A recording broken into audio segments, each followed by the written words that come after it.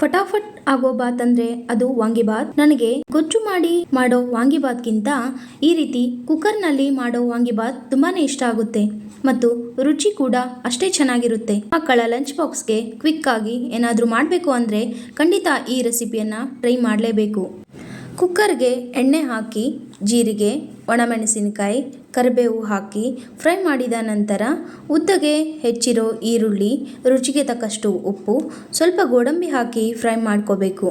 ನಂತರ ಇದಕ್ಕೆ ಬದನೆಕಾಯಿ, ಟೊಮೆಟೊ ಹಾಕಿ ಚೆನ್ನಾಗಿ ಮಿಕ್ಸ್ ಮಾಡಬೇಕು.